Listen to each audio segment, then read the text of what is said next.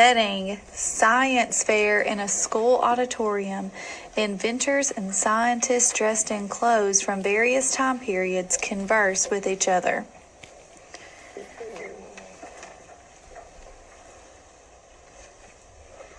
This is the science fair I was telling you about, Sarah. Who are all these people? I told you they're some of the greatest inventors and scientists in the world. Is that man wearing a robe? Quiet, they can hear you. We need to write a biography on a famous inventor or scientist for school. Which better way to write a biography than to talk to the person? Galileo enters. Why is he dressed like Galileo? Because it is Galileo. Oh, hello. CEO, I'm Aaliyah. This is my friend Sarah, and we're here because we need to write a biography on a famous inventor or scientist. Well, what better person to write about than me? Galileo Galilei. You're the person who invented the telescope, right? The telescope had already been invented, but I made it better. You see, I originally constructed my telescope for sailors to spot their ships on the open seas, but when I pointed my telescope to the night skies, What happened? I saw the wonders of the universe. I discovered that Venus has phase just like our own moon, and that the planets revolve around the sun and not Earth. Everyone knows that. They didn't during my time when I was your age. Solars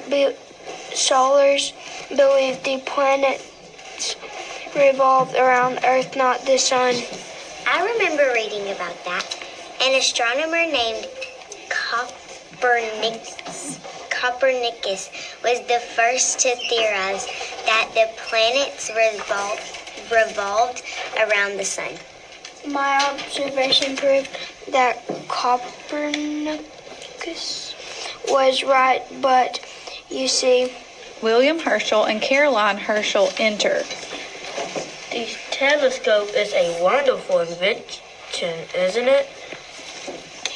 Mamma mia, mamma mia. Who are you? Caroline Herschel. This is my brother William. How do you do? They are writing a biography about a famous person. I am telling them about my telescope. Your telescope? The telescopes during your time were fine if you wanted to see nearby objects.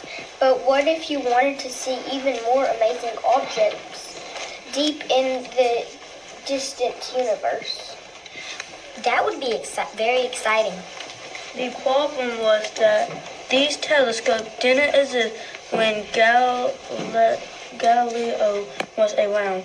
That one I had to construct my own.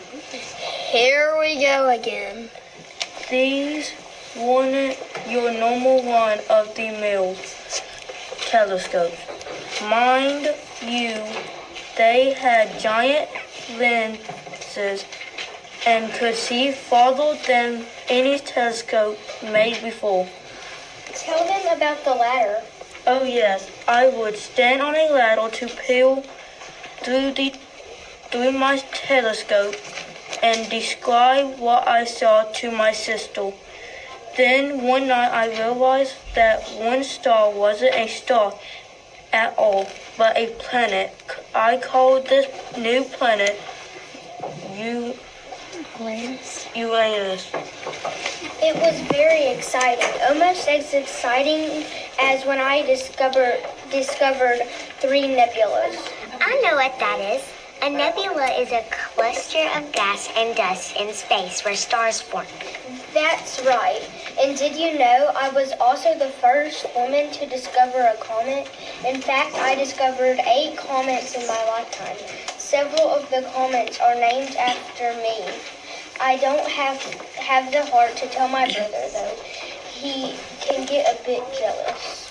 Okay, stop. Daniel Hill Williams enters. Did someone say heart? Have you met Daniel Hale Williams? That Dr. Daniel Hale Williams, I remember like it happened yesterday. It was a hot and humid summer night in Chicago. A patient was rushed to the hospital with a severe stab wound to the chest.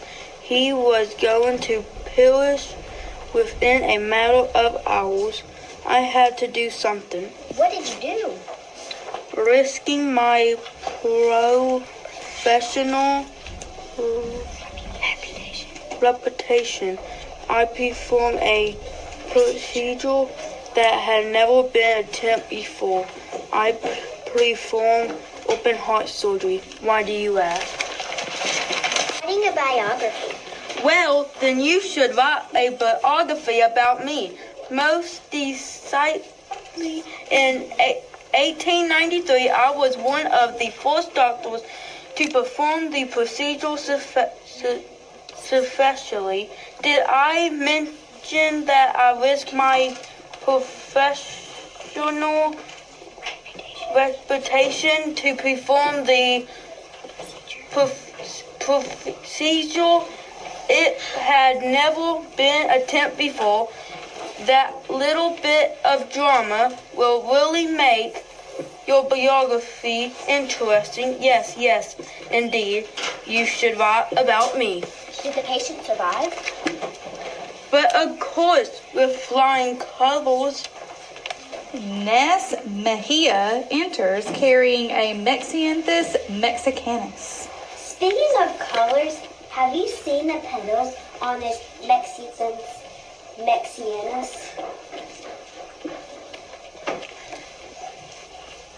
Yes, Mexican. I was telling these girls about my open heart surgery. Did you know that I risked my professional Reduction, performing a procedure that had never been attempted before? Yes, we've heard it many times. Let's talk about the beauty of nature instead. Take these flowers, for example. Let me see. The plant grows in western Mexico. It's part of a sunflower family. It's beautiful. Are you an explorer? I'm a botanist. However, I did explore remote regions of South America and Central America, persuading and collecting new species of plants.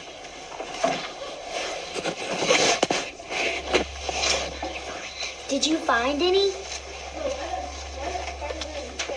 Yes, I collected more than 150,000 specimens and discovered more than 500 new species. No woman collected more plant specimens or traveled farther to find plant than I. We studied your work during Women's History Month at school last year.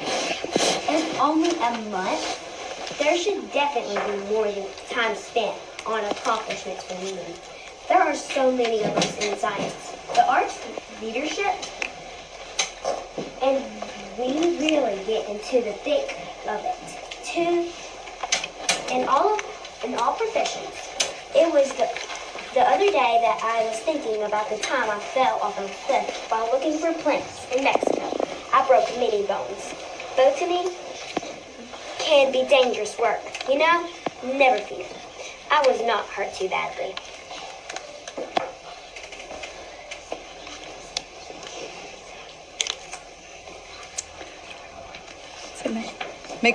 Marie Curie enters. I can tell you a thing or two about dangerous work. You're Marie Curie. We studied you during Women's History Month, too. You won 2 Nobel Prizes. Of course you studied me. My work was spectacular, but it wasn't easy. In my day, young women growing up in Poland weren't allowed to acquire university degrees. So my sister and I scrounged up enough money to go to school elsewhere. study in France, if I'm not mistaken. That's right. We spent all our money on school, which left little money for other things. But all that hard work paid off. I received degrees in physics and math. And then I met my husband, Pierre. It was a matchmake in a laboratory. Pierre and I worked together for years. For example, we discovered the elements polonium and radium, for which we won the Nobel Prize in Physics. I won my second Nobel Prize in Chemistry for separating radium from the rock in which it was found as a pure metal. Tell them about the dangerous part.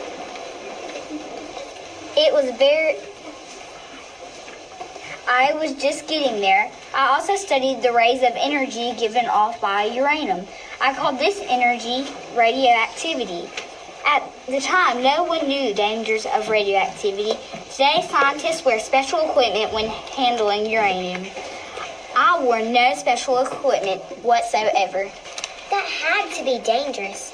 We have to wear heavy lead smocks when getting our teeth x-rayed because of the radiation. It was very dangerous. I eventually died from radiation poisoning. I certainly wish I'd had a heavy lead smock while inventing X-ray technology. However, the idea that radiation could affect people and other living organisms became the catalyst for research into life-saving medical treatments. I was a key researcher and thought leader until my work killed me. Shin Shung Wu enters. Did I hear you say radioactivity? Allow me to introduce Xing Sheng Wu. Though I won a Nobel Prize, she is known as the First Lady of Physics. Why is that? Esteemed Madam, my significant contributions to science also dealt with radiation and physics.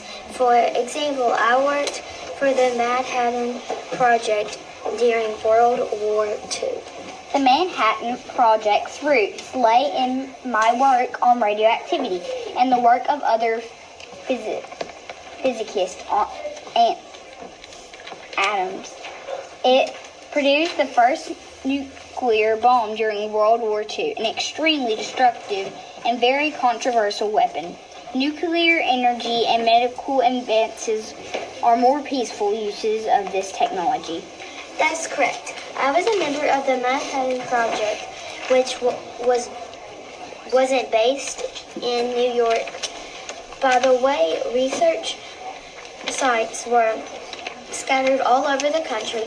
My site was in Tennessee. Not only was I one of a handful of women working at the Tennessee research faculty, I was the only Chinese scientist there. It was lonely and is isolating at times, but I'm proud of my legacy and trustworthy. Wow! After the war, I did more experiments involving nuclear energy that disapproved the theories of the time. However, while my fellow researchers won Nobel Prizes for our work, I did not. Whether I was overlooked because of my contribution or because I was a woman, I will never know. Thomas Edison enters. Did someone say light bulb? No! Well, that's one of the things I invented. I'm known as one of the greatest inventors in the world, you know. He holds more than 1,000 patents. I hold more than 1,000 patents. For his inventions. For my inventions. For all the 1,000 times. Hey, I heard that. As a patent holder, I'd like to know why you're so interested anyway. Not doing competing research, are you? Trying to infringe on my work? We're writing a biography. I see, yes. Free publicity. That could be good, very good for me. I would make an excellent subject for a biography. You look like Thomas Edison. That's because I am Thomas Edison. Why don't you film me with your movie camera? I invented that. Or send a message to your family using a telegraph. I invented that too. Why don't you ask me where I performed my first experiment? Where did you perform? In the back of a train baggage car. Thanks for asking. I set up a little laboratory in one of the cars. I bet your experiment was a success. Actually, I started a small fire and I was kicked off the train, but that's not important. The lesson here is that I didn't give up.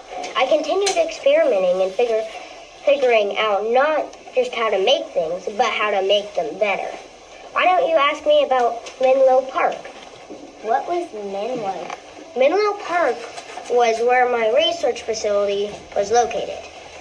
It was there that I invented the phonograph and a way to project a motion picture.